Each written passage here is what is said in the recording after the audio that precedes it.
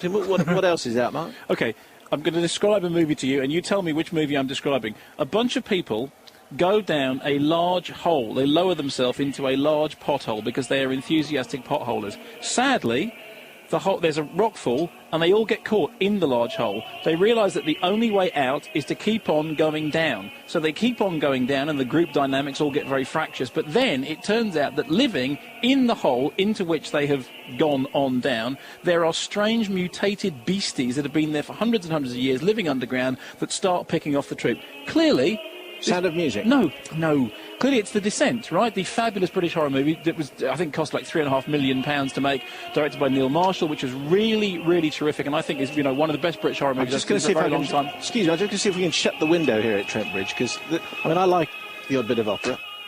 There we go. So is that an Essen-Dormer? It's taken a little bit out of it, but anyway, carry on. Okay, so clearly that is the terrific British horror movie, The Descent. I was just going to get to that. Except it isn't. It's the not-so-great American-German co-production called The Cave, stars Cole Hauser, has a slightly more upmarket cast. Clearly they had more money, the sets are bigger, there's some underwater photography, and underwater photography is notoriously difficult to do and expensive. And in the press notes, they all talk scientifically about how, there were these caves in Romania where we found 58 different species of glowing lichen, and this proves that actually monstrous beasties could live... Right? The press notes for The Descent, Neil Marshall just says, I love horror movies, they're really great, and that's what I wanted to do. What I don't understand is this. Obviously, The Cave was made at the same time as The Descent, so it's not a case of plagiarism. The two things just happened simultaneously. That's unfortunate. The Descent is a great movie. It's a full-on horror movie. It's limb ripping and all that sort of stuff, and it's really scary and it's really claustrophobic and it's really good fun. The Cave is a 12A movie, and it's much more complicated and much more uninteresting, and much more, all the edges have been rounded off it. And of course it's opening in America now, simultaneously it's opening in England and America.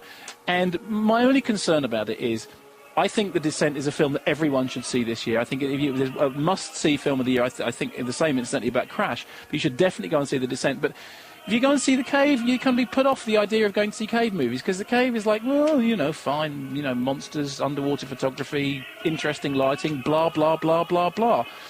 So, my advice to you is, if The Cave is on at a cinema near you, go and find another cinema that's showing The Descent. That's not near you. And go and see The Descent, because The Descent is a proper horror movie, and The Cave is a sort of kiddified, all the nasty edges taken off it, all the interesting ideas taken out of it, version of the same story. And it's a real shame, because, you wait 10 years for a good movie about potholing, and two come at once. And, one of them is great, and one of them is not so great. Has he finished? This is Five Live from the Royal Opera House, where they occasionally play cricket as well.